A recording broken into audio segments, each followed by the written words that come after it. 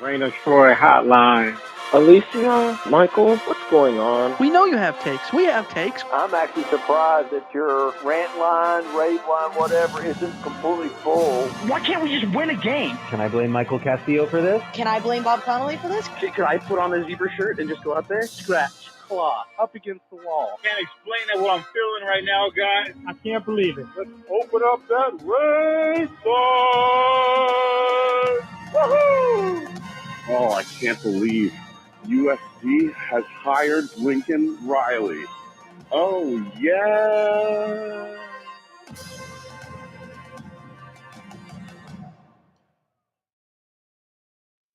Hello, everybody. Welcome back to Rate of Trev Radio, episode 516, coming to you on Monday, October 30th. We are live here on YouTube to talk about USC's 50-49 win over Cal, and so much more. As always, you can follow us on Twitter at Rant of Troy, like us on Facebook, facebook.com/Rant of Troy. Be sure to subscribe to us on Apple Podcasts, Spotify, TuneIn, wherever you get your episodes. We are there. Email address, rantoftroy@fanside.com, and our phone number, 818-643-7227. Second Whisper and Show. I'm your host, Mike Castillo, joined with my co-host here in the Rancho Studio in Los Angeles, Steve Bartman. Hello, everybody. Steve Bartman. You dressed as Steve Bartman. I am Steve Bartman for Halloween for this episode. Yes. Steve Bart. Yeah, I'm working on a divorce. Is really what I'm doing. I'm glad you acknowledge it. Steve you showed up as Steve Bartman. It's even I am slightly disturbed by how uncanny this this costume is. It's the headphones. It's the headphones. If you are listening to us on Apple Podcasts and not on live on YouTube, Alicia looks just like Steve Bartman. Black sweatshirt, green turtleneck, Cubs cap, and headphones, and a look on her face like, oh God, what did I just do? just like Steve Bartman. I, of course, continue to not celebrate Halloween, which is the worst the worst holiday there is. So I'm just me. I'm just me. Halloween is the best holiday. I love Halloween. I spent all morning at my folks' place getting all of our Halloween decorations. Well, doing the first half of our Halloween decorations. My brother and I really stepped up our game this year. We're really, really excited about the tableau that we have created in my parents' front yard. And I am pumped. I'm pumped to be out there on Halloween, handing out candy and scaring the people who are coming up to the house and doing everything. So I'm not like a big costume person. This is unusual for me in terms of costumes. I don't think through costumes very much. At least lately, when I was a kid, I did more, but I had break out the Bartman for your benefit, and then get into the Halloween spirit in other ways in the next couple of days. Well, there you go. Anyways, we're here to talk about USC and Cal. You guys were amped up to talk about SC and Cal and called into the Rant Line. So here is the Rant Line calls. Rant Troy Radio. What's up? This is Dave from Orange County. Hey, Rant Troy. This is LA Fred calling. This is Greg from DC again. Hey, guys, this is Michael on the 563. Justin from Virginia. Hello, Rant Troy. Calling from Grand Terrace, reporting from Berkeley.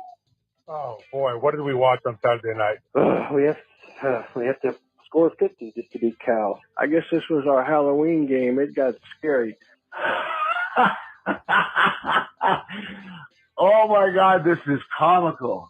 All I gotta say is I never thought that I would be sad that I'm not angry anymore. I'm not upset. I'm resigned. The biggest disappointment for me with this team is that way too often the Trojans look like the damn inferior team on the field. You would like to think that this would be the low for the season, that we got to win and everything, but this will be the low for the season. But we got Washington We got Oregon and we got UCLA. We have to lose the next 3 games. And I don't know how you could possibly look yourself in the mirror and say that's not going to happen. I think I can make a very strong argument that the Trojans could easily be 5-4, or heaven forbid 4-5. I don't know what else to think at this point. The defense is doing absolutely nothing. Jaden Knott's run for 100 million yards already.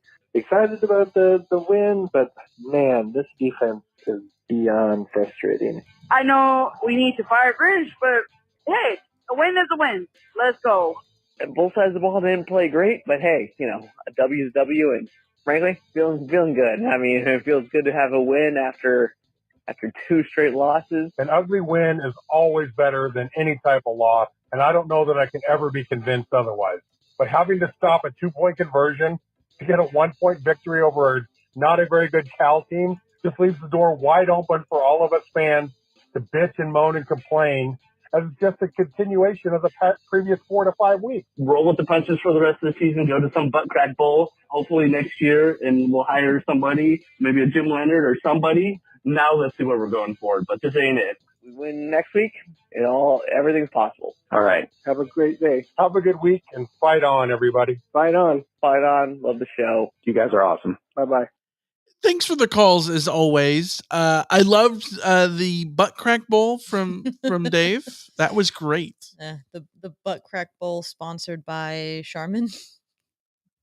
Maybe a little too literal. A little too literal. I remember the tweet from the other day that was like, Dabo and Lincoln Riley are going to look good with sombreros at the Sun Bowl, and like, ugh.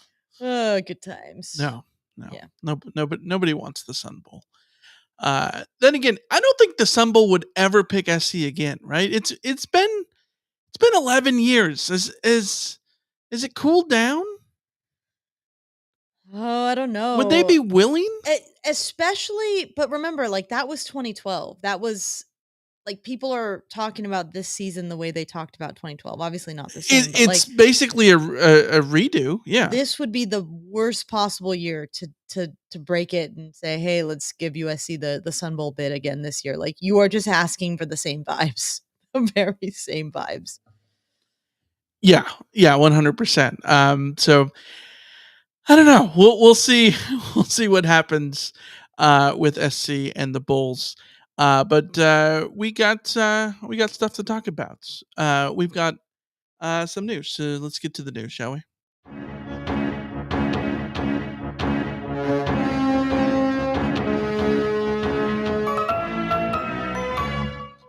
All right, Alicia, let's get to the news, which is there is no time for USC and Oregon, which is coming up in about 10 days.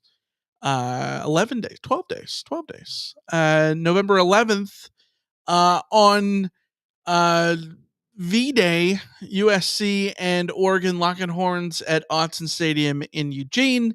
The TV networks are doing that thing where it's the 6-day window. So who knows what the time is going to be. They said it's going to be 12:30, 4:30, or 7:30, which we could have already guessed that, but SC and Oregon don't have a time, and neither does Utah and Washington. So it presumably goes down to whatever happens on Saturday. Whatever makes the best matchup is going to get the best time. And the question is, what is that best time as far as Fox is concerned? Do they value the 4:30? Do they value the 7:30? Do they value the 12:30? I don't know. I think it's very clear that if USC upsets Washington and Oregon takes care of business, that USC Oregon will be at 4:00. I think that would be my guess. I'm pretty confident in that. Aside from that, then I agree. I don't know necessarily where Fox is going to value a matchup between USC and Oregon where USC's lost to Washington. Yeah. Do you put that at 12:30? Well, but also we've seen Fox put the big game at 12:30. We've seen them put the big game, the big Pac-12 game at 12:30. We've seen them put the big Pac-12 game at 4:30. Like, we've seen them value the different spots depending on the week. So, like, I think the bigger question is, if SC wins, if SC finds a way to beat Washington, then I think the Oregon SC game will get more eyeballs than Washington Utah. So then that's the one that you would think would get the higher pecking order of the broadcast team, and then it's up to Fox to decide if that's 12:30 or 4:30. Yeah, no, that's a good point because there was the phrasing of it did make it seem like one of those games will be on at 7:30 and one of them will be on either 4 or 12. So the better matchup is just 4 or 12 and that means if USC wins, they're going to be on it in daylight. If USC loses, they're going to be on Pac-12 after dark. Is that sort of our calculation? Because I think that's probably where we're at. I think that's how it looks. But it also is going to depend what happens with Utah. If Utah loses this week, then the Utah Washington game loses its importance, regardless of who wins between SC and Washington. Like, as with the polls, multi-dimensional. Things are happening in different areas. So just wait. I don't think it's just an SC wins or loses thing. The other thing is, if SC only plays close games, you can make the argument that even if SC loses to Washington, if it's a super close game, it might still just be the game that gets bigger eyeballs anyways, and that takes precedence. So Yeah. I don't know. I don't know. We'll see how that goes. The other news is that SC is still at number 24 in the AP Top 25. And the first college football playoff rankings come out on Tuesday, tomorrow. Yeah, I didn't expect USC to fall out just because of the way that the poll works, especially with other teams that were in front of USC losing and falling out. It was going to take a lot for USC to fall out. It was going to take a loss for USC to fall out of the top 25. I am very curious what the college football playoff committee will say about where USC belongs. I do think USC will probably be top 25. Mostly because the advanced stats metrics still have USC as a top 20 team. And even though USC has not looked impressive, not passing the eye test at all at this point this season, the numbers still bear out that USC, while not clearly an elite football team, is still a top 25 football team. Yeah. What I'm curious of is, will we see the committee side with the advanced stats and have USC in the top 20, or will they side with the eye test and sort of have USC around where they are in like the AP poll, which is, 24, 23, whatever it is. Not that it necessarily matters because, again, if USC loses to Washington, they will simply be out of the polls, full stop. But it does matter in terms of if USC wants to keep the season alive. Like, let's say USC does upset Washington. Your starting position becomes more and more important because the wins that you have to tick off going forward will only move you up so far relative to your starting performance. So it does matter. It ultimately is like, I don't think it's going to matter, but theoretically, sure. Yeah. Yeah, we'll see how it goes. I think that it'll be interesting to see if the college football playoff rankings gives Arizona credit, because Arizona's SC's best win. If Arizona gets into the top 25, which, let's be real, they should already be should have ranked last week. They should already be ranked. But with the win over Oregon State, you would think that they should be ranked, especially now. But that could give SC sort of a boost because SC's resume doesn't look good. Like, it is a 2-point triple overtime win over Arizona, and that's it. And then it's a 2-point loss to a now 2-loss Utah team, and then jiggle bagging in South Bend. Yeah, USC's best win by far is an overtime win over an Arizona team that is struggling to get put in the top 25 at this point, although they deserve it. Right. That can't be your best win. No. It could all change this weekend, but of course, I surely wouldn't bet on that, but we'll see. We'll see how it goes with the rankings when it comes out on Tuesday. Let's talk about the commitment that SC got in recruiting from 5-star corner Brandon Lockhart from the 2026 class, which means he's a junior right now over at Loyola High in LA. Loyola, the Catholic school. Your brother's alma mater, Loyola. My oldest brother's alma mater, yes. Yeah. The Loyola Cubs. Look at the that. Cubs. They are the Cubs. Yeah. So SC gets a big commitment there. He's the number one recruit in the state of California, the number one cornerback in the country in the 2026 class. I think it's funny that Lincoln Riley got lit up for talking about how USC's recruiting strategy is just simply going to be to get the best guys and that it's not going to necessarily be about California. And then they go out and get the number one recruit in California for 2026. Not that I think that necessarily matters. I just think it's funny. Ironic. I don't know. It's 2026. It's USC's 2026 class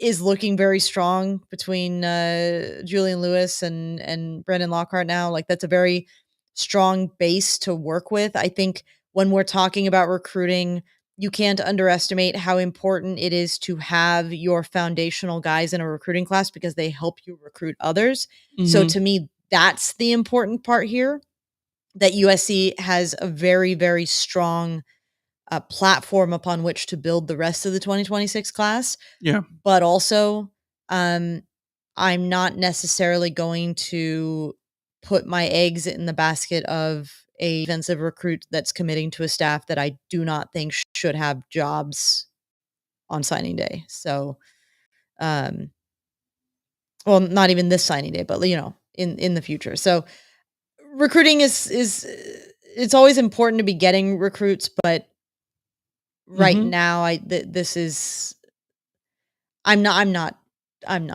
feeling too much about it one way or another.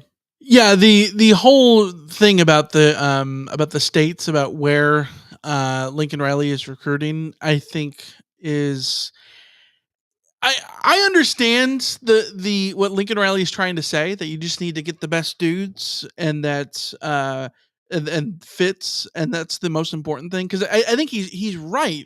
Like if you just recruit the best players and you win games, nobody will care where your recruits are from. He's right. At the same time, you want to be able to have pipelines, and SC has had pipelines that they have built for generations of like several coaches and decades, Modern Day and Poly and all these schools, and you want to be able to access those guys, and so it's big to get a 5-star recruit in your backyard like Loyola is. You want to be able to lock those guys down like Brandon Lockhart, right? At the same time, just get good dudes. Like it's a Porto situation, right? Like I don't care if SC is recruiting in-state or out-of-state guys. Get the guys who are going to win games for you, and that's the most important thing at the end of the day. Pete Carroll, his whole thing was they were only going to go out of state if it was first-round talents. So what happened? So many of the star players on Pete Carroll's teams were out-of-state dudes. Keith Rivers was from Lake Mary, Florida, right? We know that Brian Cushing, Jarrett, Fred Davis, Ronald Johnson, Patrick Turner was from Tennessee. All these dudes were Everson Griffin was from Avondale, Arizona, right? Like all these guys were from out of state. but they were the first round talent kind of thing. So if Lincoln Riley goes out and gets first round talent types of dudes out of state, and those guys end up being the stars on your team, nobody cares if you didn't get the modern day guy, but you have to pay that off. Mhm. You have to pay that off. You have to be able to actually do that, and you got to be able to win, and you got to be able to win no matter who you get. That's the key, whether it's in state or out of state, whether it's a non-gambling state or gambling state. If it's a gambling state, then that's where you, of course, can sign up for DraftKings. Because Trojan fans, have you seen the new promotion from DraftKings? You won't want to miss it. New users can place a $5 bet instantly to claim $200 in bonus bets. You'll be also rewarded with a separate no-sweat single game parlay every single day when you opt in. All you have to do is use our code Rant of Troy. And using that code Rant of Troy not only gets you the great bonuses, but also directly supports the podcast. So if you've been considering signing up for DraftKings, make sure you use the code Rant of Troy to maximize those first bets and parlays. Of course, the offer is only available to new customers who are 21 plus and physically present in legal gambling states. Please remember to always gamble responsibly and check the episode description for the full terms of the offer to see if you qualify. Yeah. All right, Alicia, USC and Cal. The Trojans get a 50-49 win. Not only was this a bizarre scoreline, the highest scoring USC Cal game in history is the last one, which seems fitting. Shout out to our buddy Richard for being able to run the numbers on that one. 99 points. That's easy math. Hey, almost a century. Didn't quite get there, but almost a century for a rivalry that's a century old. Over a century old. Fitting. Yeah. It's been a couple days. Your thoughts looking back on it? I don't know what more there is to say about USC's defense. It's just bad. It's just bad. I rewatched the Matthew Loves Ball copy of the game, and it was just bad defense. I think the thing that stood out to me is absorbing some like stats that I saw on Sunday. That there's no more putting there's nothing more to say, but also you can still highlight some of just the things that explain why USC is the way that they are. Yeah. Rich SC on Twitter tweeted, USC's defense has allowed 55 plays of 20 plus yards this season. By comparison, UCLA has allowed 18. On the bright side, USC moved from 131st in the country in that stat to 130th in that stat. So they're improving. That's a positive step. Yeah. I mean, yeah, but they're giving up explosive plays like they're going out of style, and you cannot have a strong defense when you are doing that. You can't, like, and it's one thing if your defense is getting stops all of the other times. Yeah. And you just give up a couple explosive plays a game, and that accounts for the 3 touchdowns a game that you're giving up. But USC is giving up a dozen explosive plays a game, and they're also letting teams drive down the field and score on them, and they're also giving up perfect red zone efficiency to opponents, and they're also giving up the run game, they're also giving up the pass game, and they're also not getting to the quarterback. So, what is there to like? Like, it's outrageous that LSU has one of the worst defenses in the country of the like top 25 defenses out there. And LSU has given up 39 plays of 29 yards this season. 55 for USC. Like, LSU has a horrific defense. Yeah. And USC is giving up like dozens more. It's a problem. One of the reasons why those explosive plays are happening, Shotgun Spratling tweets, USC missed 12 tackles against Cal, according to Pro Football Focus. Linebackers Mason Cobb and Tackett Curtis were each tagged with 3 misses. The Trojans have been charged with 102 missed tackles this season, 11.3 per game. Well, shucks. When you're giving up a dozen explosive plays per game and you're having a dozen missed tackles per game, maybe, perhaps, perchance, those are related.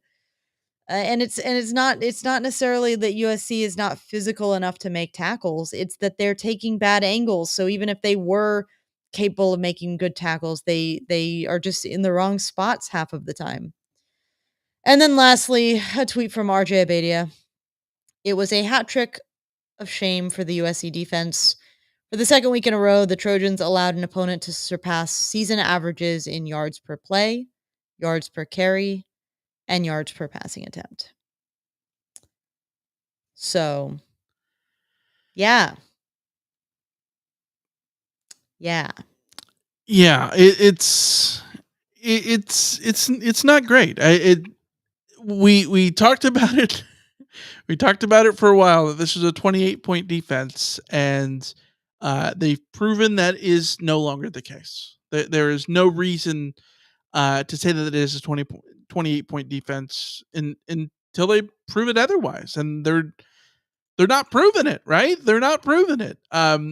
The crazy thing is, going back to the missed tackles, I saw that Fight on Rusty tweeted there's 4 teams that are actually worse than SC in missed tackles in the Pac-12, which is shocking. Wild.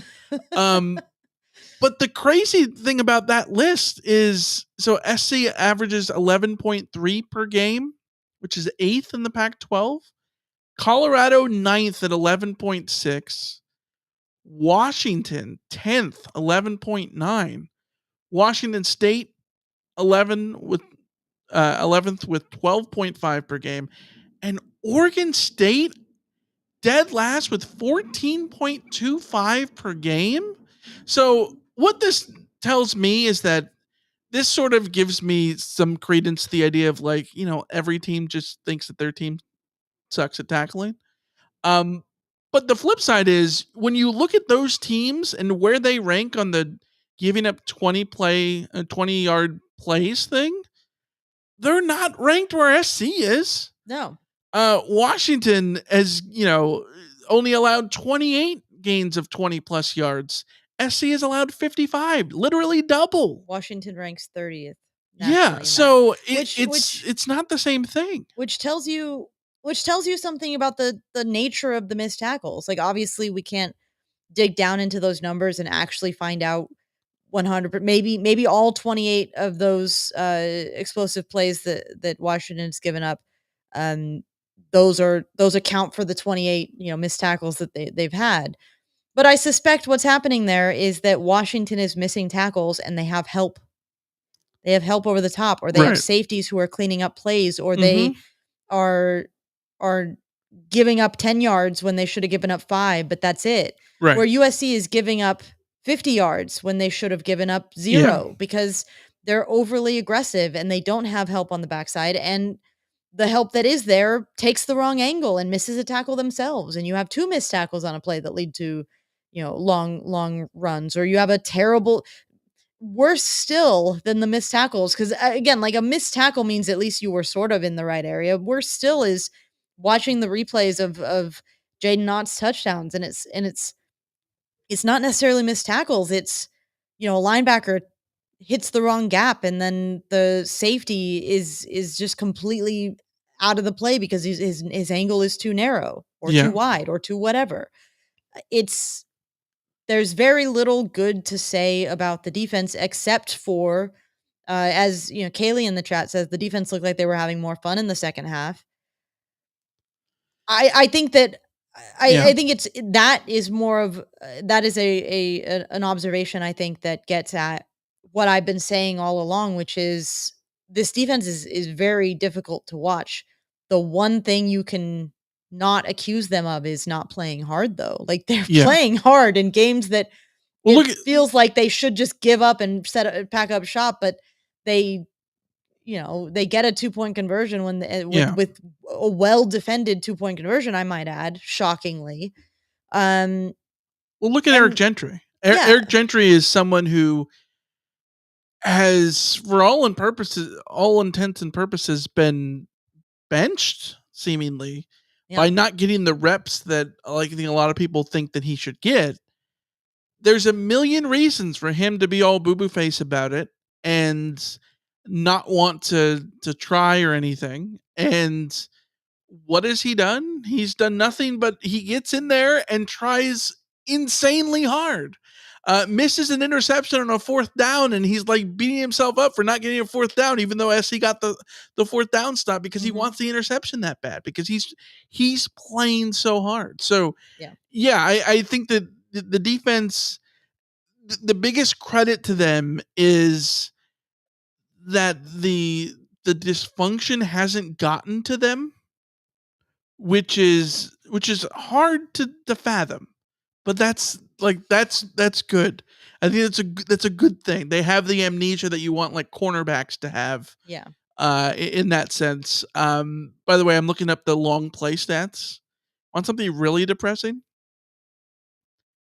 Air Force has given up 63 plays of 10 plus yards. 10 plus yards. SC has given up 55 of 20 plus yards. Michigan right there. Michigan at Penn State, 65. 65, 66.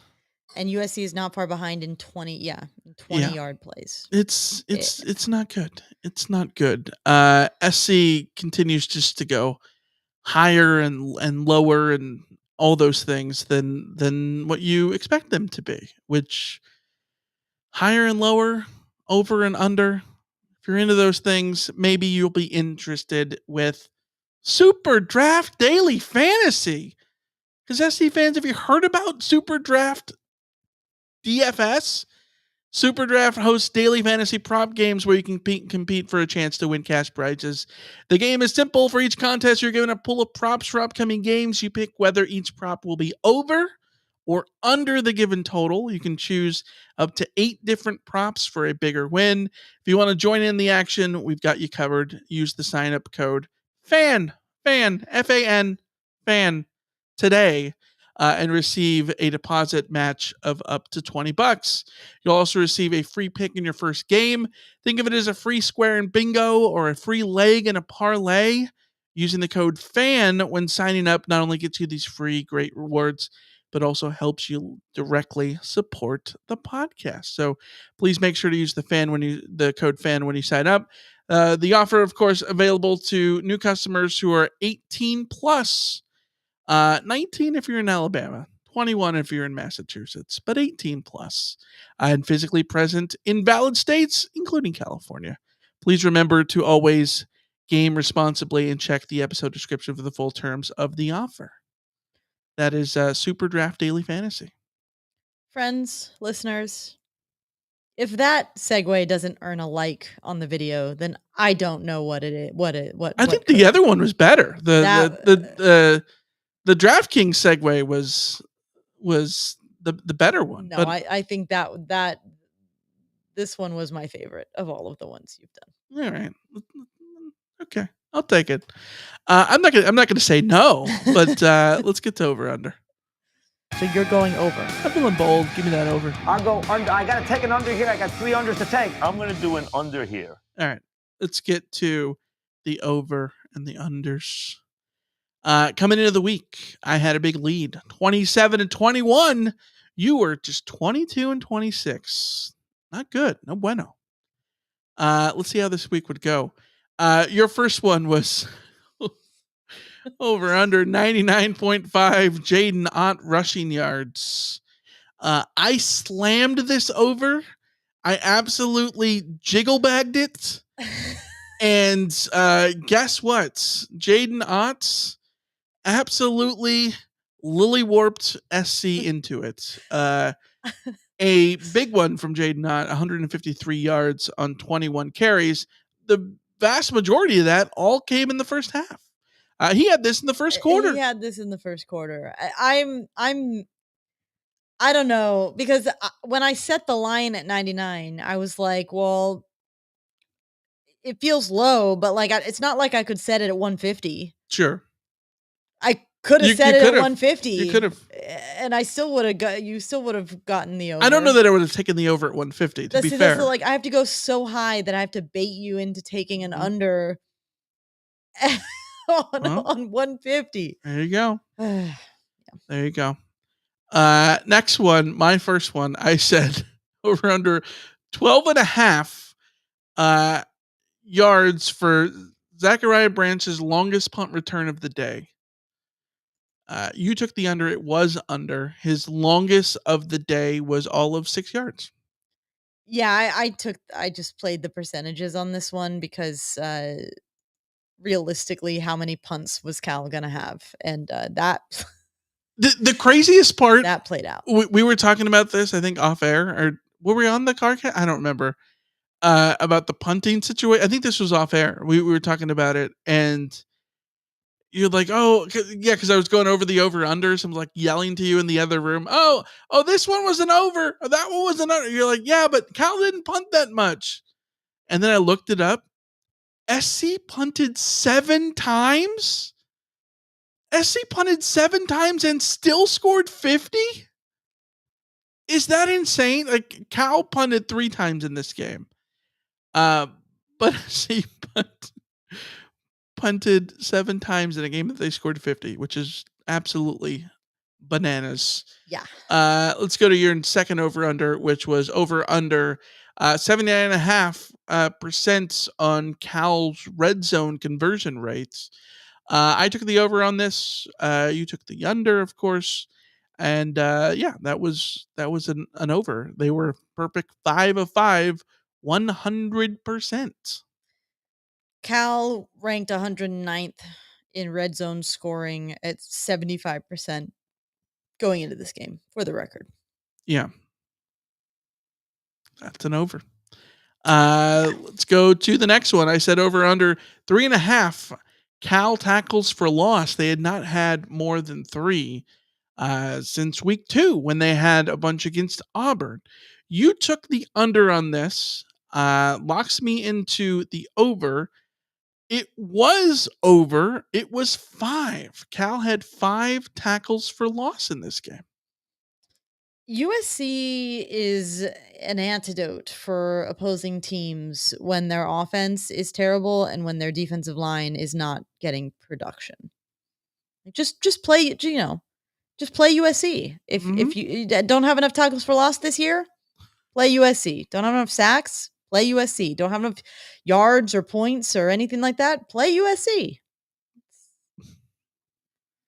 I feel like that needs to be a drop. Play USC. Yeah, just play USC. Yep. All right. Your last one was over under 2.5 USC wide receivers with 5+ catches. I took the under because I'm not dumb. And it was under. It was under. The answer, of course, was 1. There was just 1 Trojan receiver with 5 catches, and that was Taj Washington. No other USC receiver had more than 3. Kyron Hudson had 3. Dorian Singer had 3. Brendan Rice had 2. Zachariah Branch had 1. Lake McCree had 4 catches, 71 yards. They're running that RPO with Lake McCree right up the seam, and I love it so much. I love it. Love that play. That's a beautiful play. But even if he would have gotten to 5 catches, he wouldn't have counted because you said wide receivers, and he is not a wide receiver. So, yeah, under, and I'll take the point there. Last one for me, I said over under 8.5 carries for Marshawn Lloyd. And of course, you would take the over there. A little wishful thinking on your behalf, but it paid off big time for you. 17 carries and 115 yards on the ground, 2 touchdowns for Marshawn Lloyd. And then there's a receiver. Marshawn Lloyd had 3 catches for 72 yards. It was a big outing for him. It was Marshawn Lloyd's world. We're just living in it. Mm-hmm. I loved it. I absolutely loved it. 17 carries. 17 carries for a USC running back. Yeah. It's it's a Halloween miracle. And Austin Jones had 9. Like most days, neither of them have 9. Yeah. I need to really just bask in the warmth of a 17 carry, 26 running back carry day, because I do not think we're going to see that from USC again. Here's a question for you. When you think of 1 year running backs, assuming that Marshawn Lloyd's not coming back next year, 1 year USC running backs, who do you take, Lloyd or Ingram? Ingram. Keontae Ingram. Why not die? Or die. Either one of those three. Yeah. Well, Ingram was more prolific than Die. And Die got injured. Yeah. I take Marshawn Lloyd. I even live with the fumbling problems at this point. I Sure. just love watching this dude run. I love watching this dude carry the ball. And I love Travis Dye. I loved Keontae Ingram, like both awesome running backs that USC added for 1 year. I feel bad for Keontae Ingram because he played in the third most forgettable season in USC football history. Mm-hmm. Of course, famously, it's 2010 is the most forgettable, followed by the COVID season, and then 2021. Yeah. Name something that happened in 2021. You can't. Nobody knows. Who knows? Clay Helton was fired. Who was SC's quarterback after Slovis? Nobody knows. Nobody remembers Jackson Dart.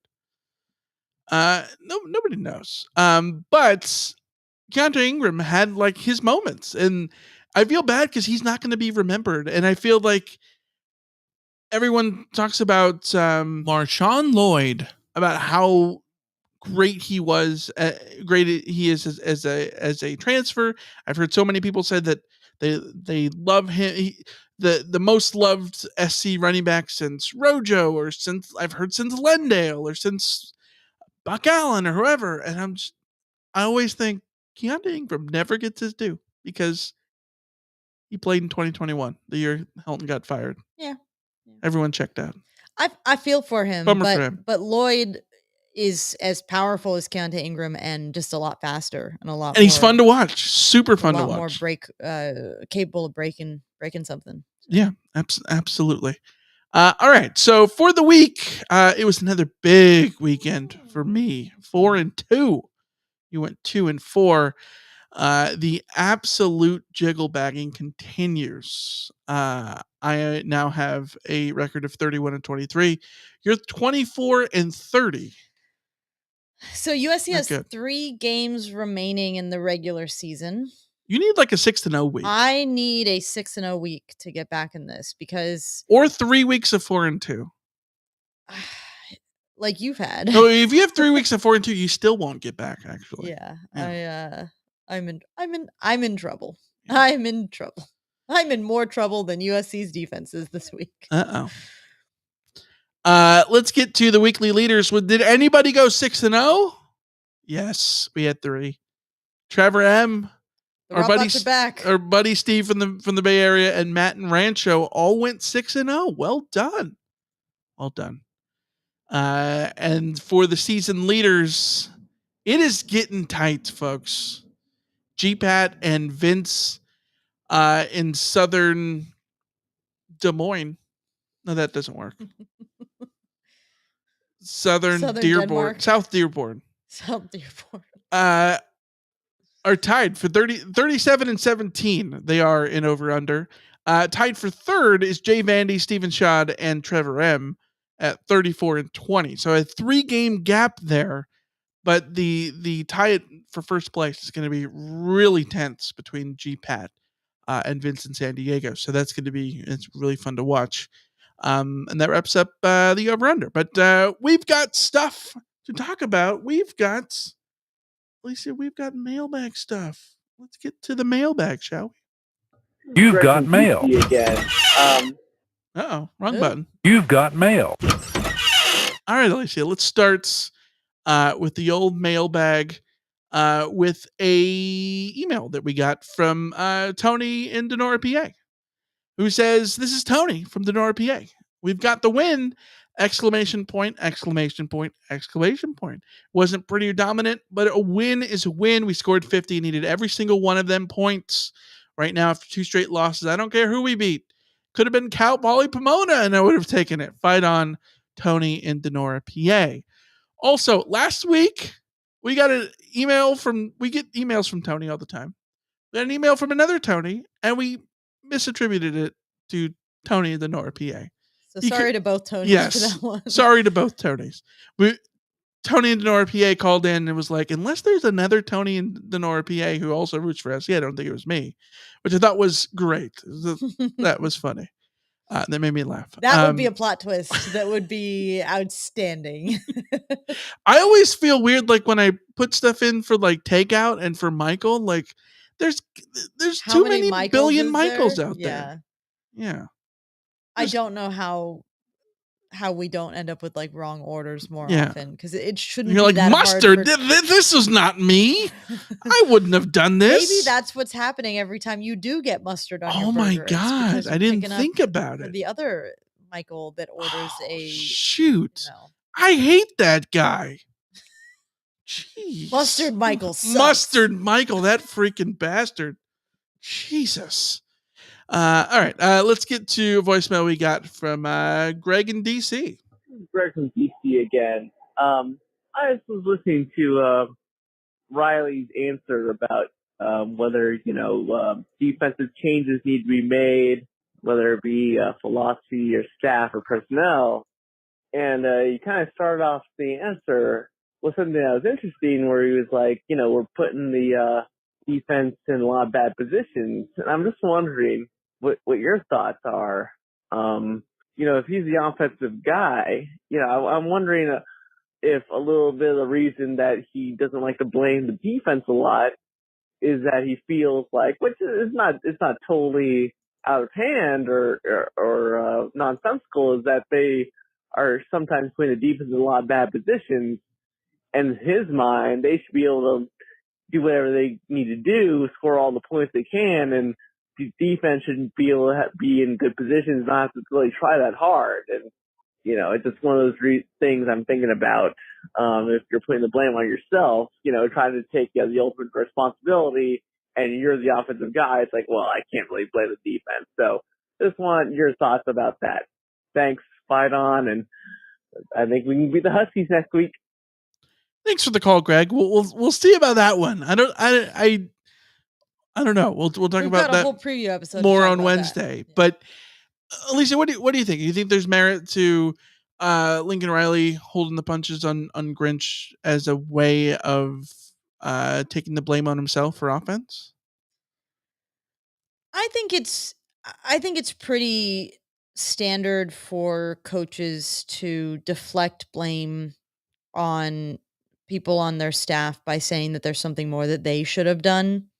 I think we see that from players as well. We've heard the players come out and say, like, it's our fault that this isn't working out, that it's not on Grinch, and I don't think it should be a surprise that Riley, when presented with a question that only has one right answer, and it's a right answer that he cannot say because he's not trying to blow up USC's spot when they're 5-1 in the Pac-12 and still in the title race. Yeah. His answer was extremely telling to me. The full answer pretty much telegraphed to me that Alex Grinch is losing his job. Like, there's just no way. That was my read on it too. Because he tried to dance around it. He didn't say it wasn't the case. Yeah, he didn't say, like, yeah, we don't need defensive changes. He said, and then deflected and then went to, we've put them in bad spots, which is not inaccurate in a lot of senses. They certainly put them in terrible spots against Notre Dame. Mm-hmm. There have been turnovers. There have been issues where USC, in games like this, the difference between this, where USC was in a dogfight where they had to come back from 2 touchdowns down to win the game in very narrow fashion. The difference between this year and last year is just that USC's offense isn't putting their foot on the gas and pulling away from teams and then ending up in situations where they're up 24-10, and then for the rest of the game, the defense is giving up touchdowns every drive, but USC's offense is responding with touchdowns every drive, and then it ends 50-35 or whatever. Right. And They could have killed off some of these games by just doing more on offense. Yeah. Which, you can say that when you build your team this way, then yeah, it is the offense's fault, because you put it in a way to where you've made it to where you have to be in that situation. So you have to sort of be perfect on offense. Well, and if you're not, it's your fault. But at the same time, it comes down to what you were just saying. Like, he's not going to go into a press conference. There was no way he was going to sit there and say, yeah, I've got a fire Grinch at the end of the year. Like, he's not going to say that. No. And so it's easier to always just blame yourself. If someone asks you to throw somebody else under the bus in a press conference, the easiest thing to do is just blame yourself. Yeah. And it's funny because fans want you to take responsibility until they're mad enough that they want you to not take responsibility and Right. blame. But the problem here is that we've watched many a USC team where the offense did screw over the defense, and the defense was statistically worse than the offense, but the offense should have been better. Like, that was the entire Clay Helton era, essentially, is offenses that should have been carrying the team that just struggled to carry the team. That's why we came up with the ROT index in the first place, because USC's offense wasn't capable of scoring 28 points in a game when that's all they needed, because they had a 24-point defense. So Right. if your offense lived up to its potential, we wouldn't, USC wouldn't be having these kinds of problems. That's not the case with this defense, though.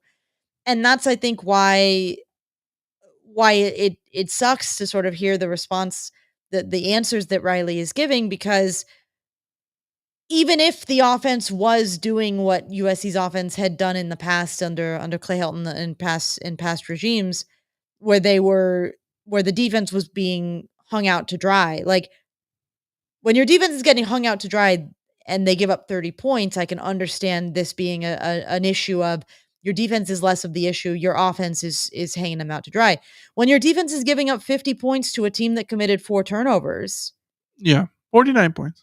49 points to a team that had 4 turnovers. Yeah. Your offense is not hanging them out to dry that much. Right. Like, that's 10 points, maybe, that you can say your offense could have helped prevent those 10 points. Yes. Well, but not 49. But, like, this is the problem is that both things are true. And so when both things are true, you can say those things. Yeah. Because, like I mentioned earlier, SC punted 7 times in this game. So quite literally, yes, the offense could have done more. Like, the offense was not good enough in this game, which is insane to say about a game in which they scored 50 points, but that is the case, right? Like, that is the reality of the situation. So, yeah, but I think the crux of the matter is, and I want to stress this about all Lincoln Riley press conferences right now, do not take what he says literally. It ain't that deep, guys. Anything. Because I thought it was a good candid answer, in the sense of candid insofar as, like, he didn't lie straight up. Right. Yeah. And yeah, he took the high road a bit, as HR Pick and stuff in the chat says. But, like, he didn't he didn't give the dreaded vote of confidence kind of thing. And that, I think, is refreshing. But on the flip side, press conferences are, when a coach is embattled or a situation is hard, like, you're not always going to get the answer that is satisfying. And some of those reasons are because they just can't say those things, or they just won't say those things, or they still have beliefs. So then you have to, still have the belief and all those things on top of that. But I think a lot of people, it's easy to be upset about every single thing because you can just hear it and not hear Lincoln Riley get up there and say, yeah, well, the defense sucks. Well, then if he doesn't say the defense sucks, well, then he thinks that the defense is okay. And it's like, he can't actually think that. All I know is if you want a head coach to go against the grain and say what the fans think and what the fans are feeling and like be brutally honest, that's your prerogative. There's only so many Jose Mourinho's. You know what I mean? Well, and there's only so many Deion Sanders. And all I know is I don't want USC's head coach going into a press conference and saying, we just need a bunch of new offensive linemen. Like, I want the coach to be ruthless, and if the personnel changes need to be made, or if the coaching changes need to be made, I want them to make it to let their actions speak louder than words.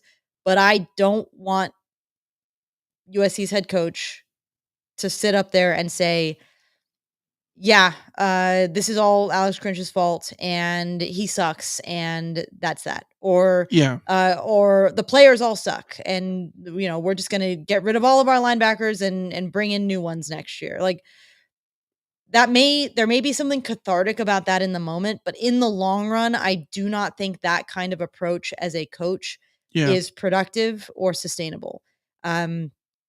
So that's sort of where I'm at, is that like, I know people want to just let their frustration out by picking apart everything that the coach says. Right. But in the end, you're only doing that to nitpick. Like, you can do that to anybody if you want after a loss. Every coach only has so many things that they can say after a loss or a bad performance. And it matters. Their actions matter way more than anything that's said in a press conference. And I'd rather critique and judge the actions than parse the words. Yeah, this is why the things that sort of frustrate me about the Lincoln Riley press conferences are the things that are like, for instance, I think people are going to be finicky about the spark comment. Well, we're just a spark away. Well, put yourself in his shoes for a second. Like, of course he's going to say that when you are alive for the Pac-12 championship, like all those things, like technically true. Like, it's the whole Clay Helton thing about we control our own destiny. Like, well, if that's true in the room, you have to believe that. You have to believe that you get right. You can't go into the Washington game thinking that you're just going to get trucked. Yeah. Like, absolutely. You have to believe that you have the belief, right? So, of course, you're going to think that you're just a spark away from doing those things. And then it gets picked apart where, like, then it's, it becomes a meme on Twitter of like, well, geez, he thinks we're just a spark away. And like, that's the stuff that annoys me. Mm-hmm. But I think it exists because there are moments where I think Lincoln Riley missteps in the media. Like the untrained like the untrained eye thing. It's just bad. There's no good way to spin. I think fixating on the untrained eye thing is a little it's not worth it. Yeah. It's a little corny at this point, but at the same time, Lincoln Riley said it and sort of asked for it by saying it, right? Like, he put it out there. And if you put it out there, people will latch onto it. People latch onto the spark thing. So of course they're going to latch on to a dumb comment about the untrained eye thing.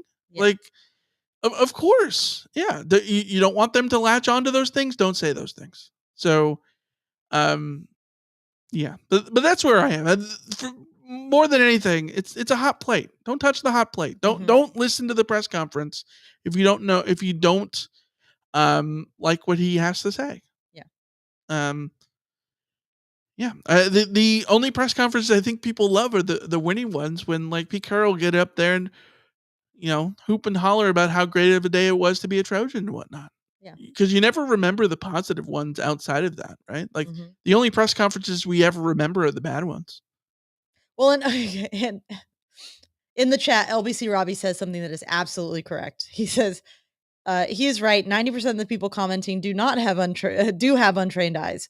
And like, That's why he says it, because there's merit there's a bit of merit to what he's saying. There's a million but you things, just don't say that. Yeah, there's a million things that fans and I'll say like myself too will watch during a football game, and I'll say like, why don't they do this? Right. And usually there's actually a good reason about why they don't. Like the thing is that people, I mean, we see this in the media, right? Like as people in the media, I see people talk about like, why don't reporters ask this, or why don't reporters do this, or be very critical of things that people do in the media. And being on the inside, I sort of understand like, well, there's a good reason why people don't do that. Like you might not realize that this is why this happens, but the people inside recognize why things work the way they do. So, right. But at the same time, when you're a head coach, again, you don't turn things on your players or assistants and say like they suck or whatever. You also should know better than to turn around and say that the fans don't know what they're talking about either. Like, that never, ever, ever goes your way. You need to say that the fans don't know what they talk about in a way that doesn't say the fans don't know what they're talking about. Yes. And you also need to be correct enough for that to not then become right. Like, for instance, the untrained eye thing was so insulting because, like, Lincoln, we're all watching the defense. I'm sorry. Yes. The trained eyes that are watching the defense are watching this defense and saying it's catastrophic. So, like, right. Yeah. Which is why it's ridiculous to say it. Yeah. You can only say it if you could sort of get away with it. And later on down the line, like, it turns out you were 100% right. But, like, he was 100% wrong. So don't put yourself out on that limb. Yeah. But yeah. If that's what you mean to say, then you've got to say it in a way that gets that across without saying that. Yeah. Like you've got to you can just stick to the, we're doing things. There are some areas we like or whatever. But the ones that we're getting wrong are the ones that we really need to fix, and that's sort of just part of it. And just stick with that line. You don't have to go there. Yeah. Paul K in the chat says untrained eye will stick with Riley forever. Yeah, that's why you don't say it. You don't say it because it will stick with you forever. But that's also why if you win, no one's gonna have to say that statement anymore. This is true. Like no one's gonna be talking about untrained eyes on Saturday if USC beats Washington. This is true. All right, let's get to voicemail we got from Navy Dan. Hi, Michael and Alicia. This is Navy Dan from Lemert Park calling again. I was just wondering if you guys noticed at the end of in that long halftime between SC and Cal, when they came out of it, Justin Wilcox called a timeout to ice the kicker.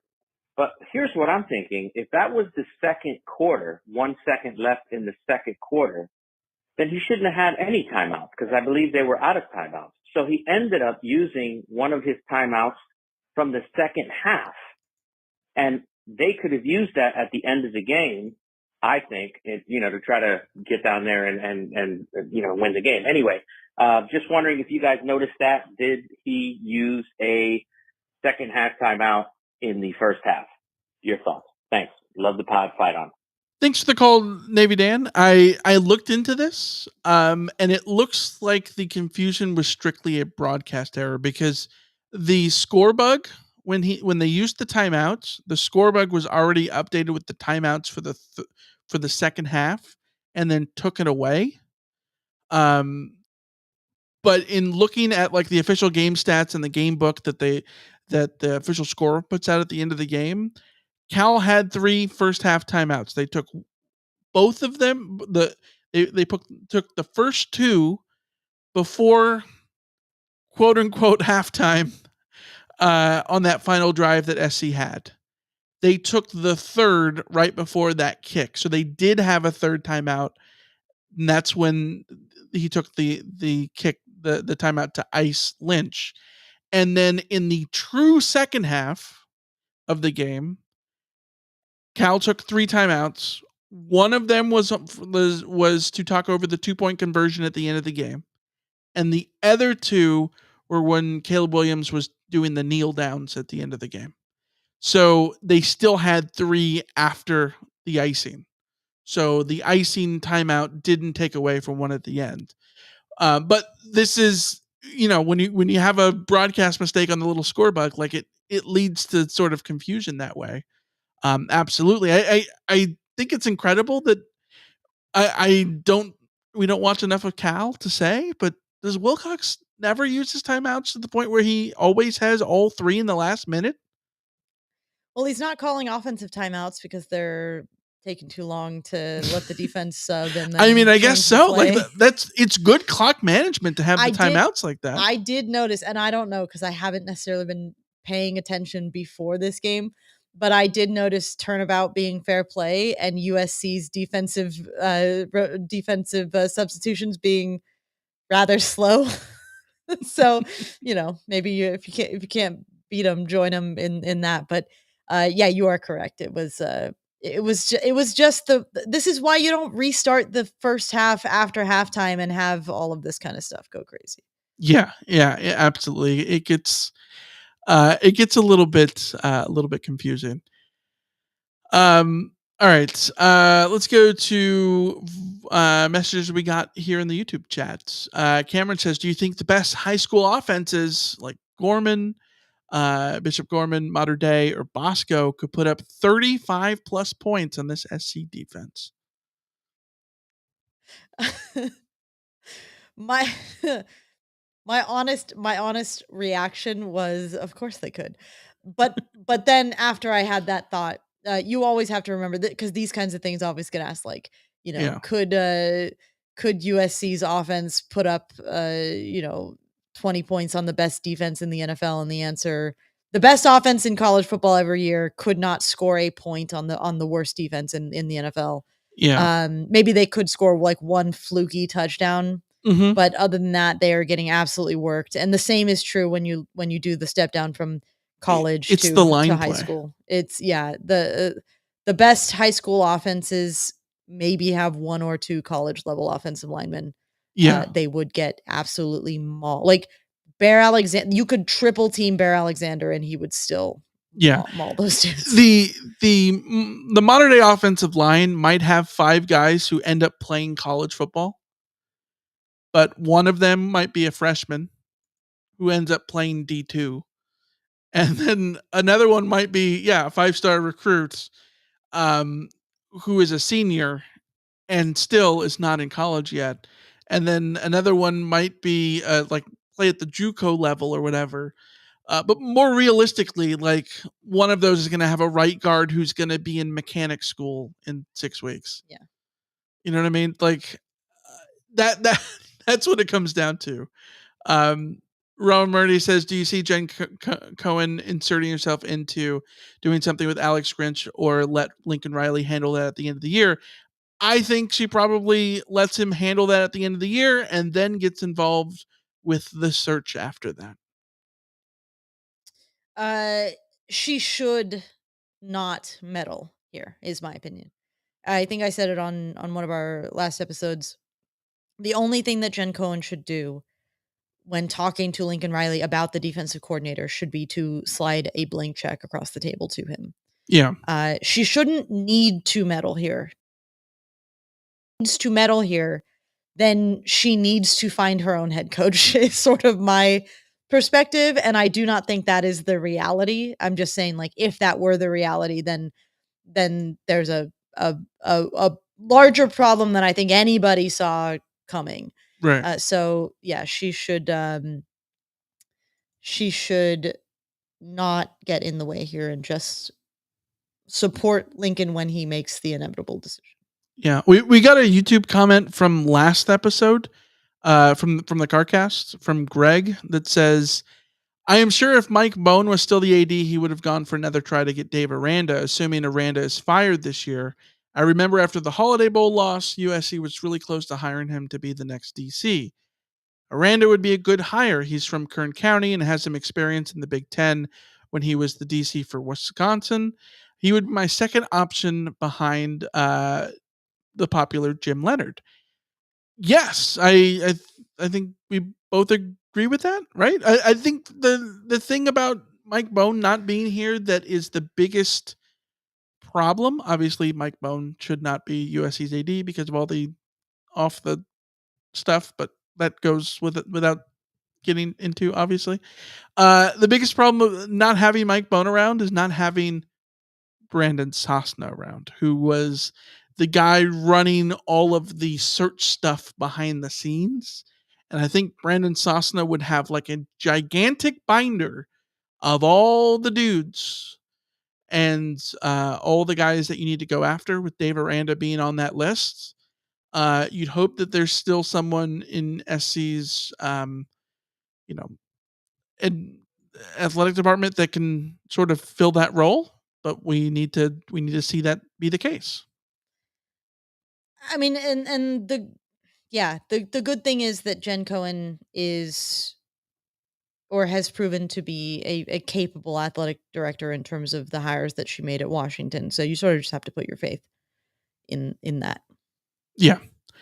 LBC Robbie says, guys, if we lose 2 or 3 of the last 3 games, there's going to be changes on the staff, I assure you. Yeah, I think, like Alicia, like you said, I think the way that Riley answered the question about the changes at defensive coordinator, to me, like just the body language said that Grinch is gone.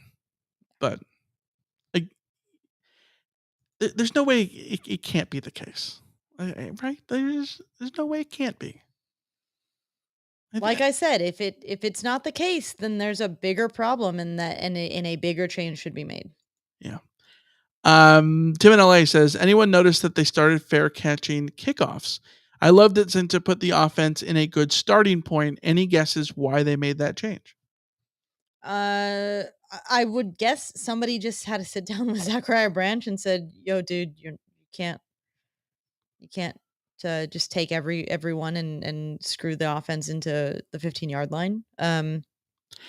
SC started drives at the 11 and the 10 in the second quarter, first half. Yeah.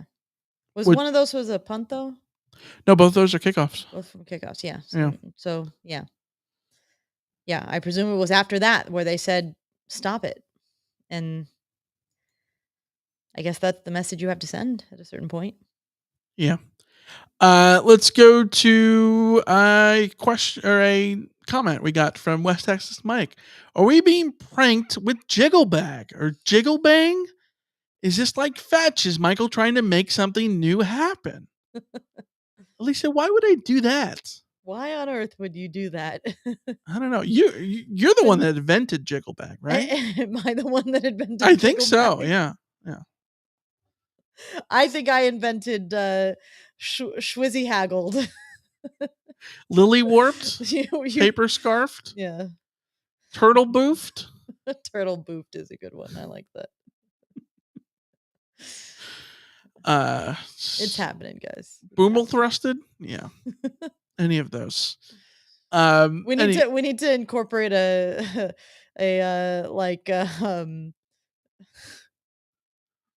something like Warfel Grinched. Like Danny Werfel? I don't know. Just Grinched needs to be involved in some of this. Struggle Grinched. Helta Grinched. Helta Grinched. I don't know. Anyways, we'll be back on Wednesday to preview the upcoming Jigglebagging that SC will get from Washington, presumably. Because, of course, there's no football reason to pick the Trojans in that game. But we're going to preview it anyways. So join us Wednesday, 5 p.m. Hopefully right at 5 and we don't have technical issues that force us to get weird and start late. So hopefully we're able to do that live here on YouTube. Until then, we will be back then. Thank you as always. Email address rant@troyfanshour.com. Phone number 818-643-7227. So until then, final word. The final word is grit strained, as Brandon in the chat offered up. There we go. Or just Grinched, yeah. I mean, Grinched works. Yeah. All right, we'll see ya. See ya. See ya.